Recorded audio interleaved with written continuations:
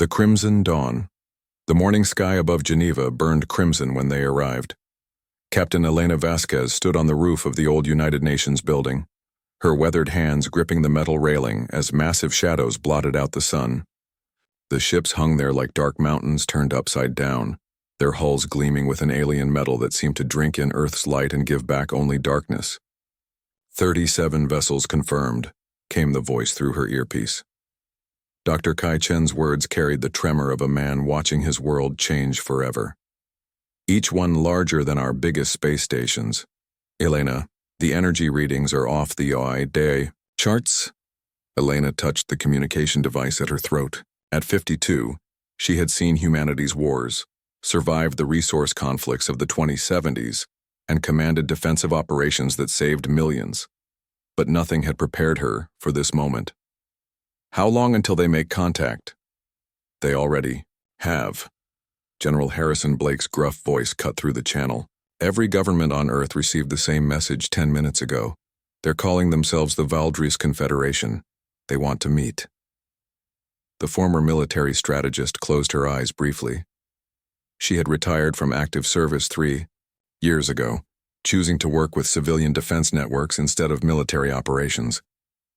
Now she wondered if that choice would matter at all. 3 hours later, Elena sat in the emergency assembly hall alongside representatives from every major nation on Earth. The air hummed with tension and the quiet murmur of 100 different languages. Translators worked frantically at their stations while security personnel tried to look calm, despite the alien warships casting shadows over half the planet. The doors at the far end of the hall opened with a soft hiss. Ambassador Zeth Ara entered the room with the fluid grace of something that had never known Earth's gravity. The alien stood nearly 8 feet tall, its body covered in what looked like living armor that shifted colors from deep purple to silver with each step. 6 arms moved independently, 2 handling a translation device while the others gestured in patterns that suggested either ceremony or threat. "People of Terra," the creature spoke, its voice emerging from the translation device in perfect English, Mandarin, Spanish, and Arabic simultaneously. "I bring greetings from the Valdres Confederation and an offer that will change your species forever." Elena studied the ambassador's face, or what she could see of it beneath the helmet-like structure. The eyes were large and multifaceted, like those of an insect, but they held an intelligence that felt ancient and calculating. "For 12,000 years, Zeth Ara continued, the Confederation has maintained peace across 17 star systems. We have protected lesser species from the chaos of unguided development, from the wars that consume civilizations, from the mistakes that lead to extinction." The ambassador's lower arms produced a holographic display that filled the center of the room. Images flashed by showing beautiful worlds, advanced cities, and what appeared to be different alien species living in harmony. Earth has reached a critical point in its development. Your species has mastered atomic energy, begun to explore space, and developed artificial intelligence. These are dangerous steps, Terra. Without proper guidance, 93% of species at your development level destroy themselves within 2 centuries. Murmurs rippled through the assembly. Elena noticed how carefully the ambassador had phrased everything. Not "will you accept our help," but statements of fact, as if humanity's fate had already been decided. "We offer you membership in the Confederation," Zeth Ara said. "Protection from cosmic threats, access to technologies beyond your current understanding, and the guidance to ensure your species survives the next millennium." The president of the European Federation leaned forward. What would this membership require? Simple administrative changes. The Confederation would assume responsibility for your planetary defense, resource allocation, and technological development. Your local governments would continue to handle day-to-day affairs under our oversight. Think of us as benevolent guardians. Elena felt ice form in her stomach. She activated her private communication channel to Dr. Chen. "Kai, are you monitoring this?" "Every word," came the whispered reply. "Elena, I'm running analysis on their ship emissions. The energy signatures don't match anything in our databases, but there's something else." I'm detecting what looks like weapon systems. Lots of them. The Chinese representative was speaking now. How many other species have joined this confederation? 47 worlds have accepted our protection, Zethara replied smoothly. All have prospered under our guidance. None have experienced war, famine, or technological disasters since joining. And those who refused? Asked the representative from the African Union. The ambassador paused for just a moment too long. There have been very few refusals. Most species recognize the wisdom of our offer. Elena's military training kicked in. The pause, the careful wording, the way the alien's secondary arms had twitched during the question. She activated her emergency channel to General Blake. Harrison, we need to assume hostile intent.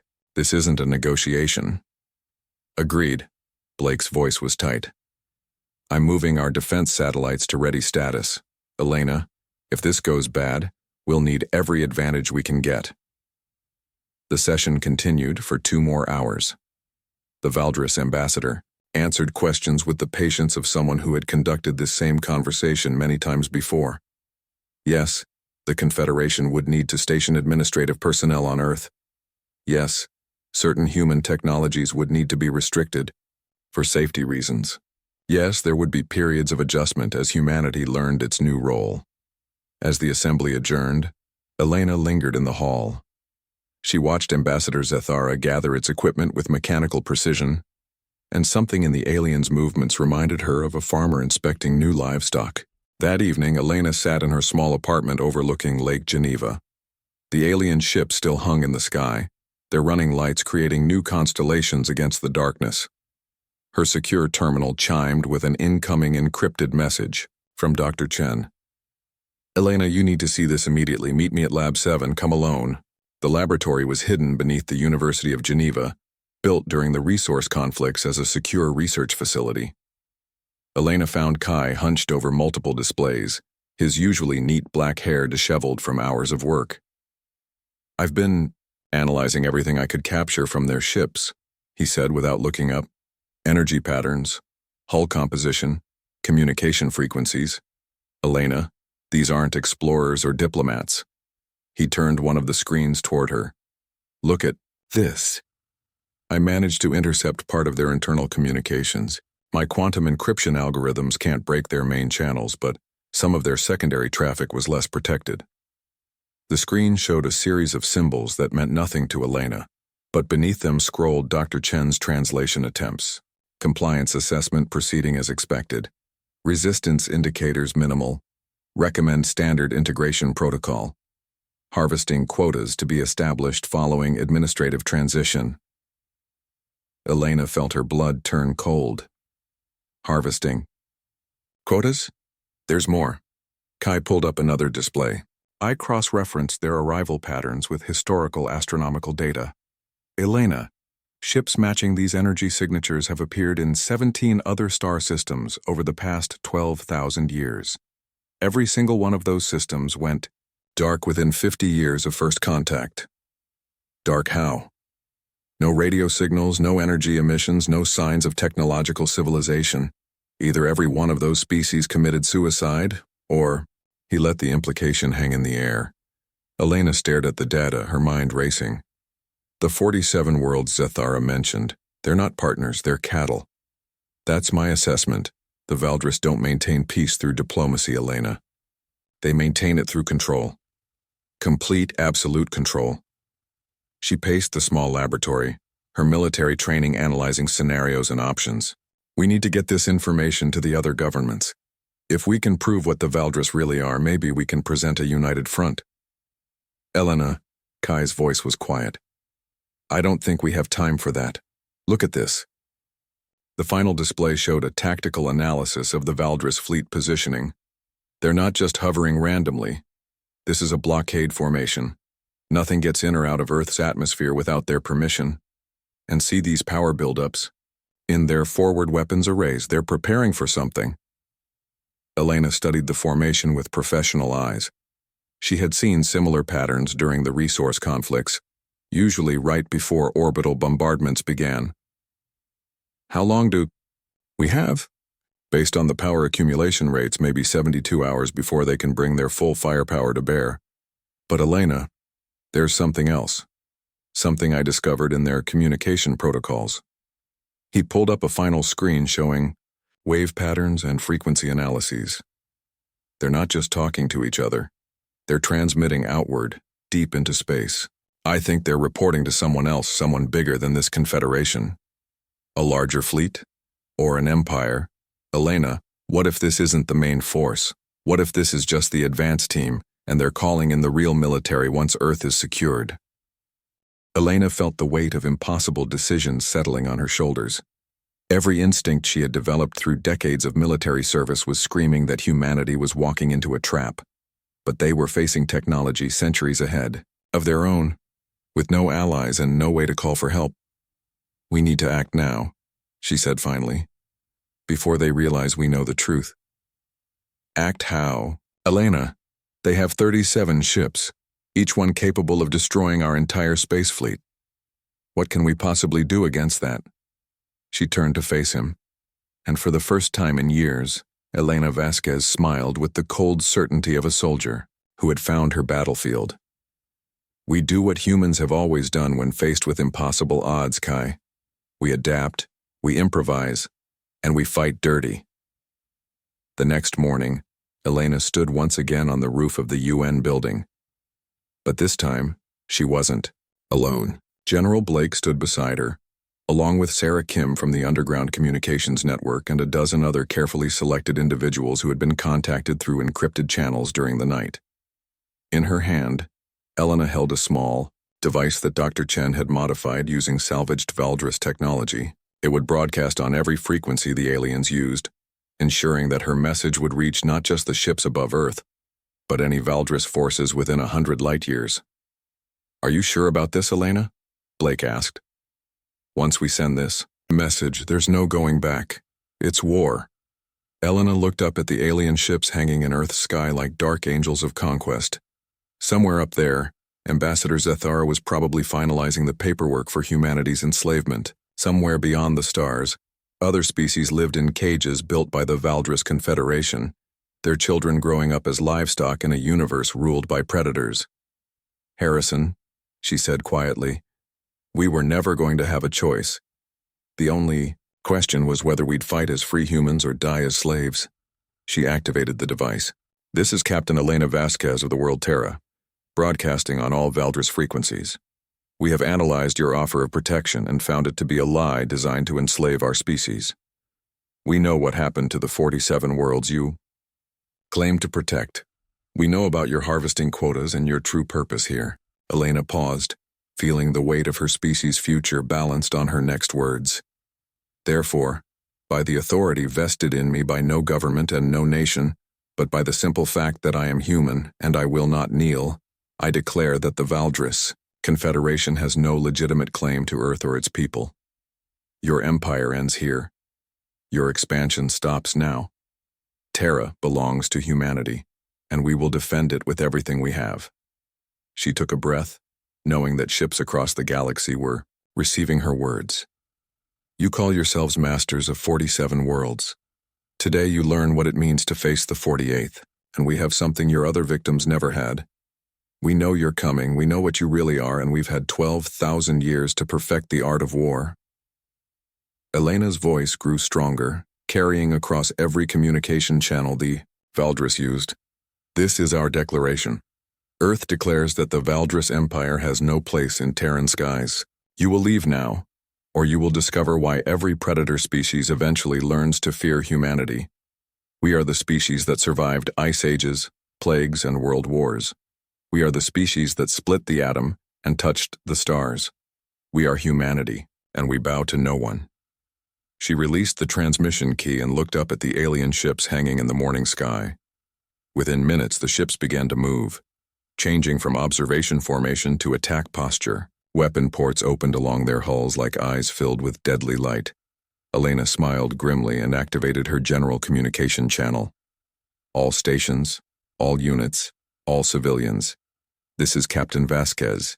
The Valdris have revealed their true intentions. Operation Human Spirit is now active. Show these aliens what happens when they try to cage the species that turned warfare into an art form. The first Valdris energy beam lanced down from the sky, striking the empty ocean off the coast of Japan. It was meant as a warning, a demonstration, of power designed to break human will. Instead, it was the signal that began the most important war in human history. As emergency alarms wailed across the planet and defense systems came online, Elena Vasquez stood watching the alien fleet position itself for bombardment, and she felt something she hadn't experienced in years. Hope. Because for all their advanced technology and thousand-year empire, the Valdris had made one critical error. They had assumed that humanity would react like their previous victims, that Earth would surrender when faced with superior firepower. They had never encountered a species that considered impossible odds to be an invitation rather than a death sentence. The war for Earth was about to begin, and humanity was ready to remind the galaxy why every predator eventually learns to hunt something else. The fire that burns eternal. 6 months after Elena Vasquez's declaration echoed across the stars, Earth burned. The Valdris response had been swift and merciless. Within hours of the transmission, their orbital bombardment had begun. Delhi was, first, vaporized in a pillar of blue fire that could be seen from orbit. Then São Paulo, Lagos, and Melbourne followed. Not military targets, but population centers chosen specifically to break human morale. It had the opposite effect. Sarah Kim crouched in the ruins of what had once been downtown Tokyo, her fingers flying across a jury-rigged communication array, built from salvaged smartphone components and scavenged Valdris technology. Around her, the resistance cell she coordinated had grown from 12 people to nearly 300, all united by a simple truth. Humanity would rather die fighting than live in chains. Phoenix Base, this is Sparrow Network, she whispered, into the device. Package delivery confirmed. The Eagles have landed.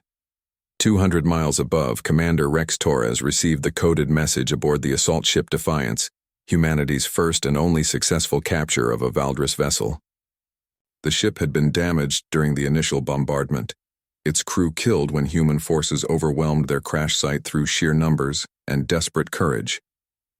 Dr. Chen had spent 3 months learning to interface with its systems. Copy.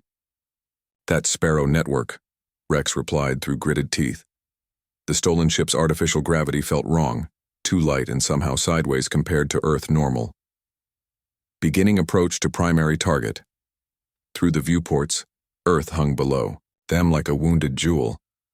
Orbital debris fields marked where human space stations had made their final stands. Scorch marks on the continent showed where Valdris correction strikes had eliminated centers of resistance. But between the wounds, lights still flickered. Cities still functioned. Humanity endured. Rex, came Dr. Chen's voice through the ship's communication system. I'm reading massive energy buildups from the Valdris command vessel. They're preparing something big. The command vessel Eternal Dominion hung in geosynchronous orbit above the Atlantic, a massive construct that dwarfed even the largest ships in the Valdris fleet. It had arrived 2 weeks ago, bringing with it High Overlord Vexthol and a fleet of reinforcements that doubled the alien presence around Earth. Elena Vasquez stood in the hidden command center beneath the Swiss Alps, watching tactical displays. That showed the impossible scope of humanity's situation. 300 Valdris ships now surrounded Earth. Human military forces had been reduced to guerrilla cells and improvised weapons. By every rational analysis, the war should have been over months ago. Instead, it was just getting started. Maya, report. Elena spoke to the brilliant engineer who had become humanity's secret weapon. Maya Okafor looked up from her workstation, her dark eyes bright with the fever of someone who had been solving impossible problems for 6 months straight. Scattered around her were components that shouldn't have been able to work together. Valdris power cells, human computer processors, and what appeared to be parts from kitchen appliances. The gravity bombs are ready, Maya said with quiet satisfaction. 12 devices, each one capable of creating a localized gravitational anomaly, strong enough to crush a Valdris cruiser. The beauty of it is, they're using the aliens' own technology against them. Elena studied the devices with the eye of someone who had spent her life understanding weapons. They looked like nothing special. small metal spheres covered in circuitry that seemed to twist back on itself in patterns that hurt to look at directly. How do we deliver them? That's the elegant part, Maya grinned. We don't. We've been placing them over the past month, hidden inside debris fields and derelict satellites. Each one is programmed to activate when it detects the specific energy signature of a Valdris command ship. Dr. Chen's voice crackled through the communication system. Elena, we're getting reports from resistance cells across the globe. The Valdris are moving ground forces into major population centers. It looks like they're preparing for a final pacification campaign. Elena closed her eyes briefly. She had been expecting this. For 6 months, humanity had proven too difficult to break through orbital bombardment alone. Now the Valdris were going to try direct occupation, putting troops on the ground to hunt down every last pocket of resistance. Sarah, what's the status of the civilian evacuation networks? Sarah Kim's voice came through crystal clear despite transmitting from the other side of the planet. 80% of non-combatants have been moved to the prepared shelters. Elena, they're scared, but they're not broken. Every day more people ask to join the fight instead of hiding from it. That was perhaps the most remarkable thing about humanity's response to the invasion. Elena had expected panic, despair, and social collapse. Instead, she had witnessed something unprecedented in human history: total unity. Ancient enemies had become allies overnight. Religious differences had been set aside in favor of species survival. Political divisions had dissolved in the face of extinction. Commander Torres, begin Operation Prometheus, Elena ordered. It's time to show High Overlord Vexthol what happens when you try to break humanity. High above, Rex Torres felt his stomach drop as the stolen Valdris ship began its descent toward the Eternal Dominion. The plan was insane, suicidal, and had approximately a 3% chance of success according to Dr. Chen's calculations. Rex smiled grimly. Those were better odds than humanity had faced 6 months ago. The Defiance approached the massive command vessel using stolen authorization codes and a transponder that identified it as a returning patrol ship. The Valdris were arrogant enough to believe that humans couldn't possibly have learned to operate their technology, let alone infiltrate their formations. They were about to learn otherwise. Eternal Dominion Control. This is Patrol Vessel 77 Alpha requesting docking clearance. Rex transmitted, reading from the Valdris phrases Dr. Chen had taught him. Clearance granted, 77 Alpha. Report to Bay 12 for standard decontamination procedures. Rex's heart pounded as the massive docking bay opened before them. The interior of the command vessel was even more imposing than its exterior. Vast corridors lined with what appeared to be trophy displays from conquered civilizations, and everywhere the 6-armed forms of Valdris soldiers moving with mechanical precision. Remember, Dr. Chen whispered through his earpiece, you only need to get within 50 meters of their primary command center. Maya's device will do the rest. Rex touched the small metal sphere attached to his belt. It was one of Maya's gravity bombs, modified to create a much larger anomaly than the automated versions. Large enough to tear apart a ship the size of the Eternal Dominion from the inside out. The docking process completed, and Rex found himself face to face with a Valdris security detail. For a moment he was certain they would see through his disguise immediately. The stolen Valdris armor felt wrong on his human frame, and the helmet's visual displays were giving him a headache. Then, the lead Valdris officer made a gesture that Dr. Chen had identified as dismissive boredom, and waved him through without inspection. Arrogance, Rex thought. After 12,000 years of easy conquests, they couldn't imagine that any species would be clever enough to infiltrate their flagship. The corridors of the Eternal Dominion stretched for miles, a labyrinth of advanced technology and alien architecture. Rex followed the route Dr. Chen had mapped from intercepted communications, moving deeper into the ship's heart. Along the way, he passed chambers filled with data on conquered civilizations, weapons capable of destroying planets, and most disturbing of all, specimen containers that held examples of 47 different species, all the Valdris's previous victims preserved like insects in amber. The command center lay behind layers of security that would have been impossible for any previous civilization to breach. But Dr. Chen had spent months learning Valdris technology, and Maya had built devices that turned their own systems against them. Each security checkpoint recognized Rex's stolen codes and let him pass without question. Finally, he stood before the entrance to High Overlord Vexthal's command center. Inside, the Supreme Commander of the Valdris Invasion Force studied tactical displays showing Earth's continued resistance. Unlike the other Valdris Rex had encountered, Vexthal was enormous, easily 12 feet tall with armor that seemed to be fused directly to his body. When he spoke, his voice carried the authority of someone who had never been successfully challenged. The Terran species continues to demonstrate irrational behavior, Vexthal was saying to his subordinates. Standard pacification protocols have failed to break their will. Recommend implementation of final solution procedures. Rex felt ice form in his veins. He didn't need a translation to understand what final solution meant. Initiate planetary sterilization protocols, Vexthal commanded. If the Terrans will not serve, they will be eliminated. Begin with their major population centers and work systematically across all continents.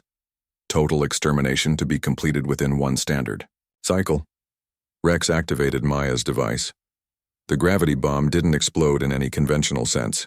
Instead, reality seemed to fold in on itself around the device, creating a point of impossible density that began consuming everything within its expanding radius. Valdris officers screamed in their alien language as the deck plates beneath their feet stretched and twisted into impossible shapes. High Overlord Vexthal turned toward Rex with eyes that burned with 12,000 years of absolute authority. Impossible. No inferior species could penetrate our security. Rex removed his helmet, revealing his human face to the dying alien commander. You're right. An inferior species couldn't. But we're not inferior. We're just different. The gravitational anomaly reached Vexthal, and the Supreme Commander of the Valdris Invasion Force was crushed out of existence along with his flagship. Back on Earth, Maya Okafor watched her sensors as 11 more gravity bombs activated simultaneously throughout the Valdris fleet. Ship after ship vanished into localized black holes, taking with them centuries of stolen technology and the accumulated arrogance of a species that had never learned to lose. Elena, Maya called excitedly. It's working. We've eliminated over half their fleet, including all their command vessels.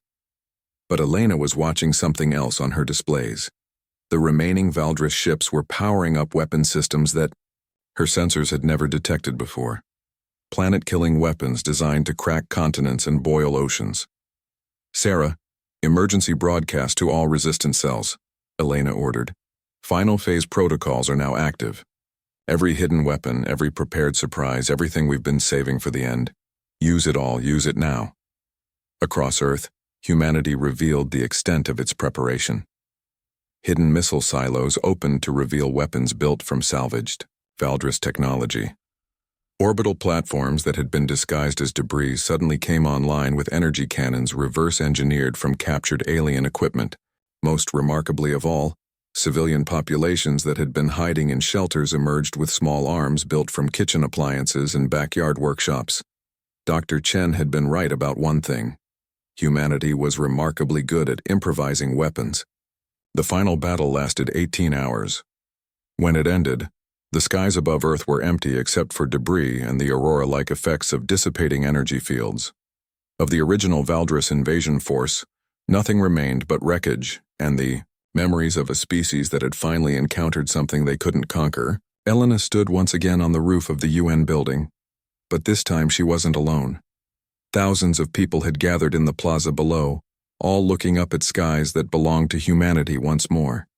Sarah Kim was there, her communication equipment finally silent after months of coordinating resistance activities. Maya Okafor stood beside her improvised weapons, ready to begin the long process of reverse engineering Valdris technology for peaceful purposes.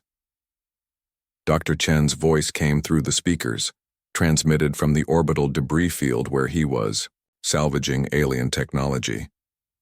Elena, we're receiving communications from across the galaxy. Word of our victory is spreading. Other species that were conquered by the Valdris are beginning to revolt. Elena smiled. thinking of the 47 worlds that had spent centuries as slaves to the Confederation. Soon they would be free, and the galaxy would learn that the age of easy conquest was over.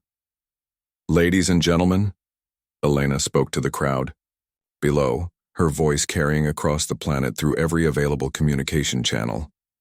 6 months ago, the Valdris Confederation arrived at Earth with the expectation that we would surrender our freedom in exchange for their protection. They offered us the same bargain they had given to 47 other species: kneel and live as slaves. The crowd was silent, hanging on every word. Today we have given them our answer. Earth declares that no empire, no matter how ancient or powerful, has the right to chain the human spirit. We have proven that technology cannot defeat determination, that numbers cannot overcome ingenuity, and that no species that has forgotten how to fight can stand against one that has perfected the art of war.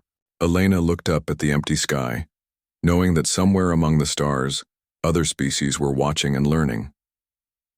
The Valdris came here to add humanity to their collection of conquered civilizations.